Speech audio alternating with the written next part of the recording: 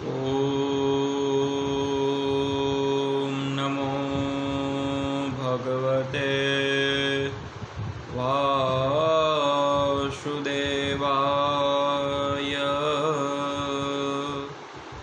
सच्चिदानन्दरूपाय विश्वोत्पत्त्यादिहेतवे तापत्रयविनाशाय श्रीकृष्णाय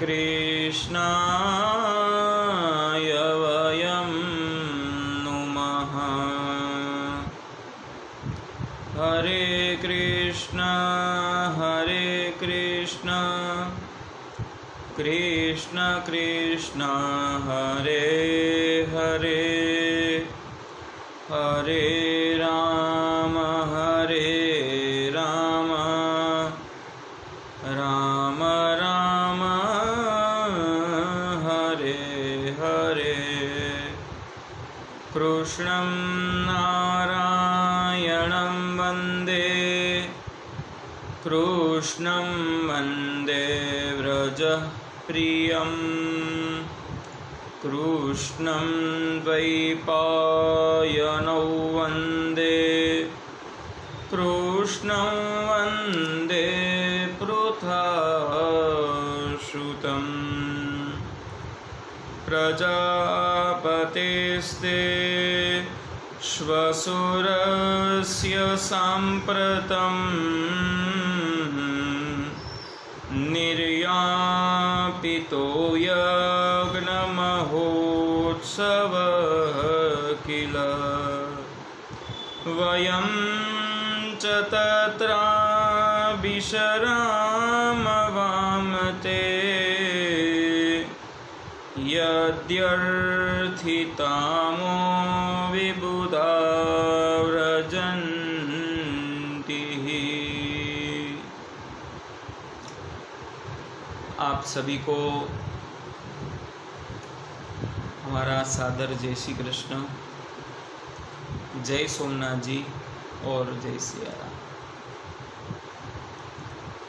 आप सभी अपने अपने घरों में खुश होंगे, स्वस्थ होंगे, ऐसी हम आशा करते हैं।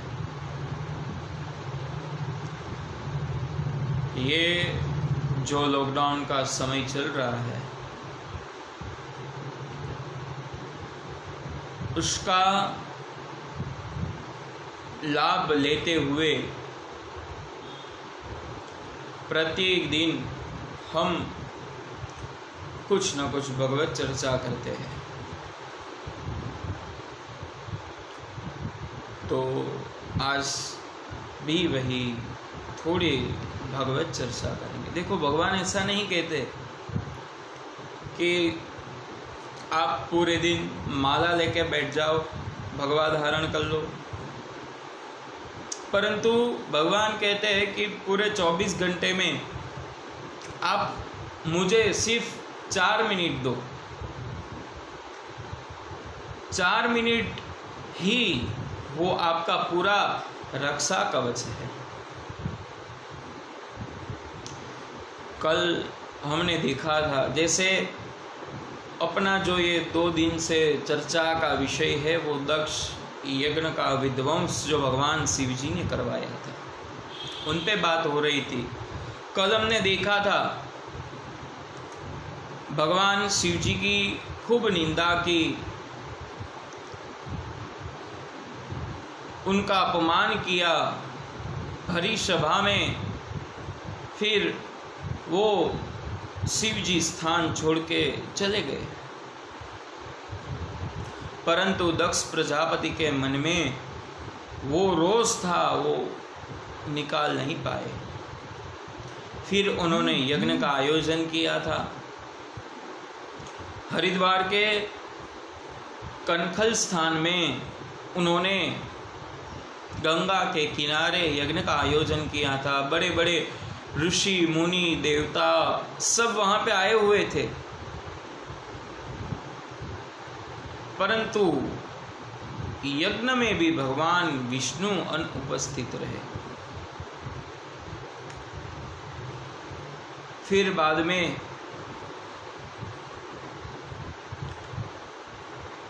सती को मालूम पड़ा कि मेरे पिता के वहाँ यज्ञ है और मुझे आमंत्रित भी नहीं किया हुआ है। उन्होंने शिव जी से बात की और पूछा कि स्वामी चलो हम भी यज्ञ में चलते हैं। फिर शिव जी ने उनके और दक्ष के बीच में जो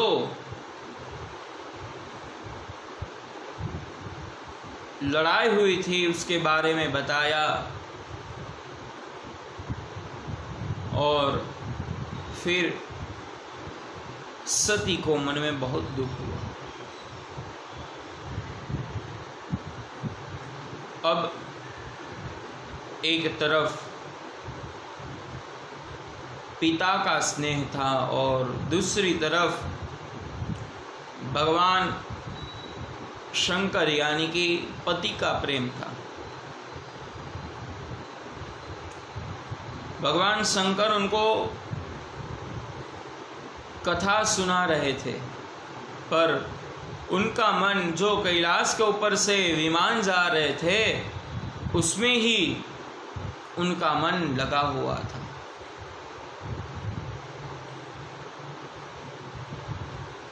भगवान भी समझ रहे थे कि आज ये सती का मन कथा में नहीं है। वापस सती ने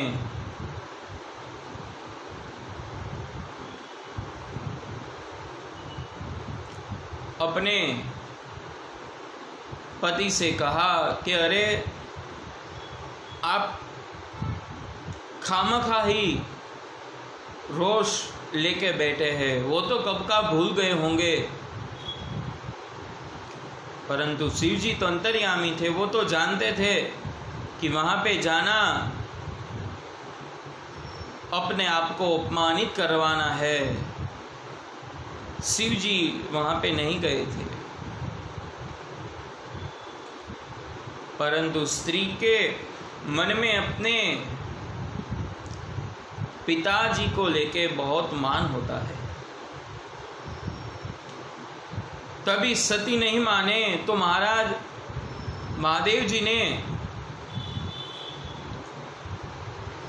अपने गण नंदी के साथ उनको वहां पे भेज दिया।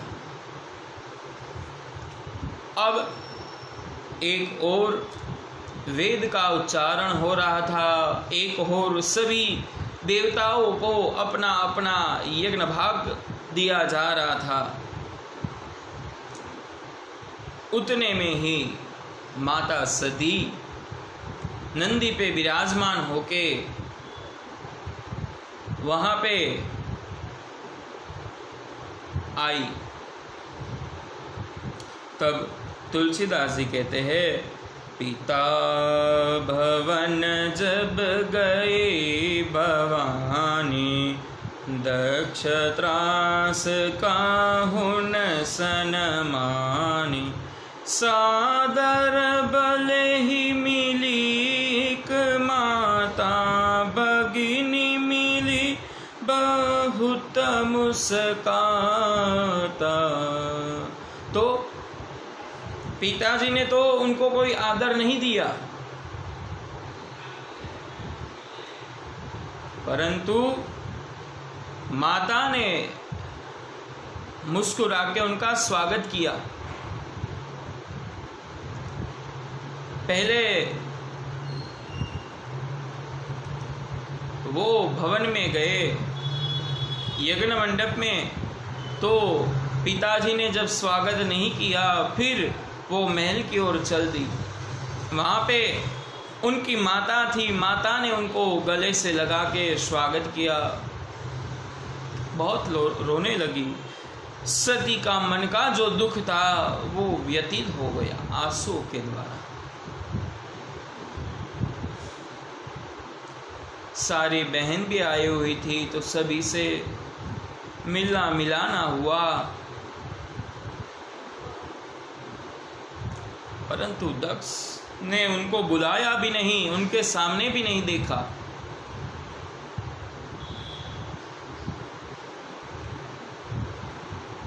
सती के मन में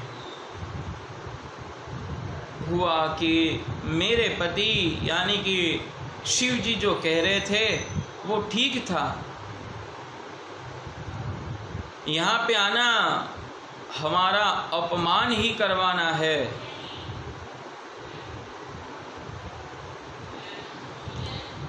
तब जाके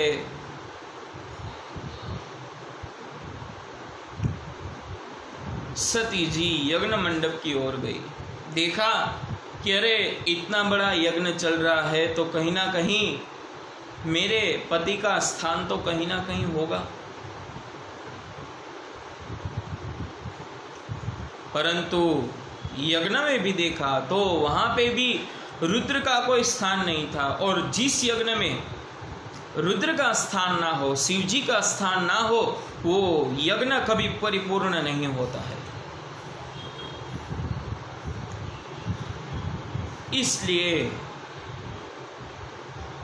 माता सती ने देखा कि ये तो मेरे पति का घोर अपमान है। तभी माता ने क्रोधाग्नि उत्पन्न की और पहले सभी को श्राप दिया कि मेरे पति शिव का जिसने भी अपमान किया है, जिसने भी मेरे पति की निंदा की है, उनको शीघ्र ही मेरे पति की निंदा का, दुष्कर्म का फल तुरंत ही प्राप्त हो।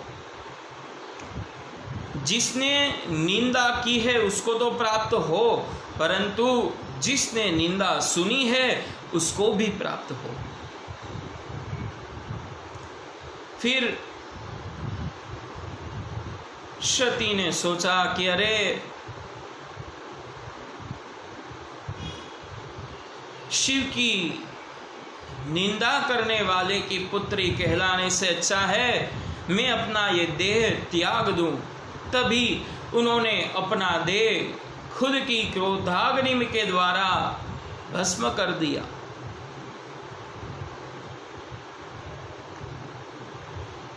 नंदी आदि गणों ने खूब रोकने की कोशिश की, परंतु माता सती नहीं रुकी। इधर हाहाकार मच गया। खुद की पुत्री ने अग्नि में प्रवेश कर लिया और वहां पे वो जलने लगी। फिर नंदी आदि गणों ने यज्ञ का थोड़ा बहुत नुकसान करने की कोशिश की, परंतु उनको भी बुरी तरह से मारा गया। फिर नंदी आदि सारे गण भगवान शिव जी के पास गए और बताया, प्रभु माता ने अपना देह त्याग दिया है और आपका बहुत अपमान किया है। तब भगवान जी में भोले बाबा ने अपने मस्तक में से, जटा में से शिखा निकाली और जमीन पे पटक दी, और वो पटकने से उसमें से वीरभद्र उत्पन्न हुआ। वो वीरभद्र जो भगवान शिव जी का ही स्वरूप है, वो वीरभद्र प्रकट हुआ और वो वीरभद्र को भगवान ने आदेश दिया कि दक्ष के यज्ञ का विध्वंस कर डालो। आदेश सुनते ही वीरभद्र सीधा हरिद्वार में कनकल की ओर निकल गए और वहां पे पहुंचने के साथ ही नर संहार शुरू कर दिया। ऋषि मुनियों को किसी की दाढ़ी खींच ली, किसी के बाल खींच लिए, सभी को मृत्यु दी। अंत में उसके सामने दक्ष प्रजापति आए, उनका भी सिर छेदन कर दिया। इस तरफ महादेव जी अपने क्रोधाग्नि में तांडव कर रहे थे। पूरी सृष्टि जलने लगी थी, समंदर की तेज लहरें चलने लगी थी, परंतु भगवान शिव जी ऐसा लग रहा था कि आज ही ये सृष्टि का विनाश कर देंगे। तभी ब्रह्मा जी, विष्णु भगवान आदि सभी देवताओं ने महादेव जी को मनाया।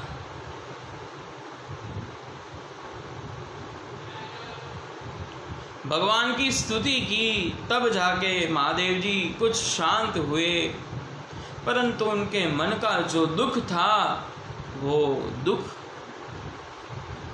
असह्य था।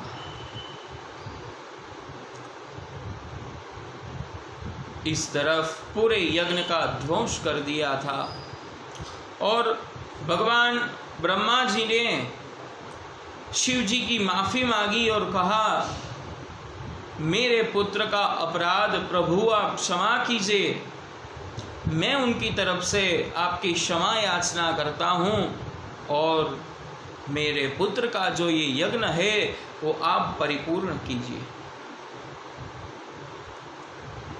महादेव जी का एक नाम भोले है। जो सभी देवताओं से भोले हैं उनका नाम भोलेनाथ है। भोलेनाथ परम दयावान है, कृपावान है, तो उनको कहा कि ठीक है, और फिर खुद हरिद्वार कनखल में गए और उनके हाथों को यज्ञ पूर्ण करवाया। पर दक्ष प्रजापति के मुख पर जो वीरभद्र ने सिर काट दिया था और वो सिर यज्ञ में आहुति दे दी थी, वो सिर के द्वारा बकरे का सिर लगाया वो धड़ पे और फिर दक्ष प्रजापति के हाथों से यज्ञ पूर्ण करवाया। हमारा भी ऐसा ही है, जब तक भगवान ने समय दिया है उचित, तब हम कुछ नहीं करते। जब समय नहीं रहेगा तब फिर भगवान की माला भी नहीं जप पाओगे। समय कब है? जो युवानी का समय है वही श्रेष्ठ समय है प्रभु की भक्ति करने के लिए।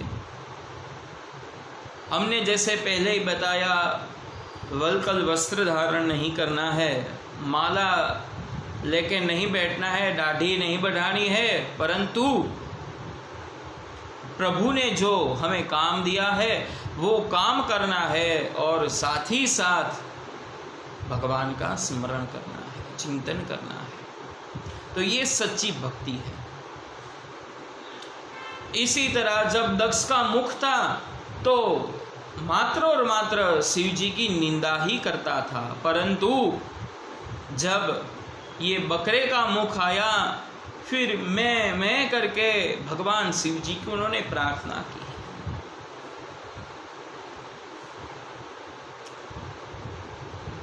वो क्या प्रार्थना की भगवान शिव जी की? दक्ष प्रजापति ने भगवान शिव जी की प्रार्थना की, ओम शिव परात् परात् शिव, ओमकारा शिव तव शरणं, नमामि शंकर भवानी शंकर, उमा महेश्वर तव शरणम उमा महेश्वर तव शरणम। कि आज भगवान शिव जी हम आपकी शरण में आए, हमारे सारे ही अपराधों को आप क्षमा कीजिए। तब भगवान शिव जी ने उनको सारे ही अपराधों में से मुक्त किया। और अगर ये सती का देह त्याग है, अगर आध्यात्मिक तरीके से देखें, एक बार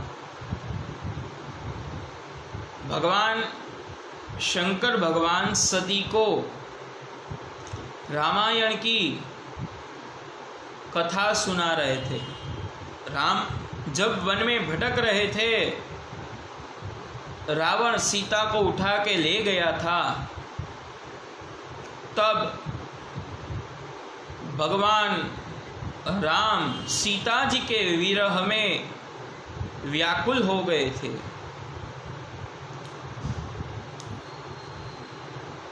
तब भगवान शिव जी अपनी आंख बंद करके उनका स्मरण कर रहे थे। तब सती ने पूछा कि प्रभु आप किसका स्मरण कर रहे हैं? वो बोले कि मैं मेरे इष्ट विष्णु का स्मरण कर रहा हूं, जो अभी बहुत दुखी है। तब सती ने अपने पति की हंसी उड़ाई। अरे स्वामी आप ये क्या कह रहे हैं, कौन है आपके इष्ट? तभी शिव जी ने कहा राम है वो हमारे इष्ट है, क्योंकि भगवान राम है वो स्वयं विष्णु के अवतार है, तो विष्णु हमारे इष्ट है।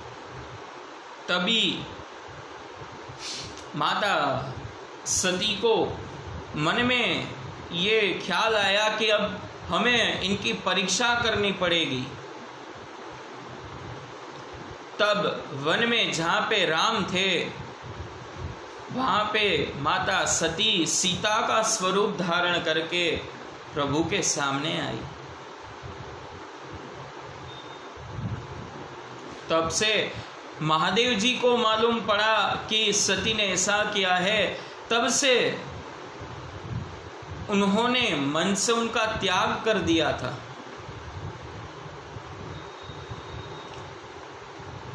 सती को वो माता समझने लगे थी, क्योंकि जो इष्ट की पत्नी होती है वो माता के स्वरूप है, तो वो माता के स्वरूप सती को मानने लगे थे।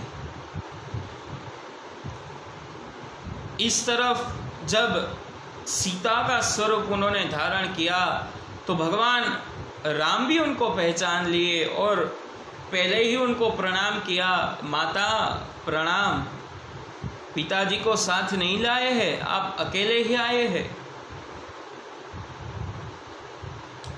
तभी सती के मन में पश्चाताप हुआ और फिर भगवान शिव जी से उन्होंने क्षमा मांगी, परंतु फिर कभी भी शिव जी ने उनका स्वीकार नहीं किया। इसलिए सती ने ये देह त्याग कर दिया था और खुद की क्रोधाग्नि में वो भस्म हो गई थी।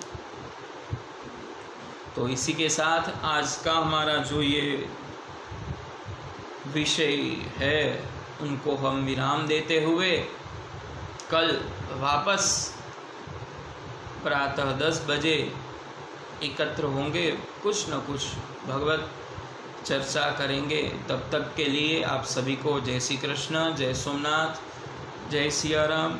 सभी अपने अपने घरों में रहिए, खुश रहिए, स्वस्थ रहो, stay home, stay safe, stay blessed. नमस्कार, अस्तु।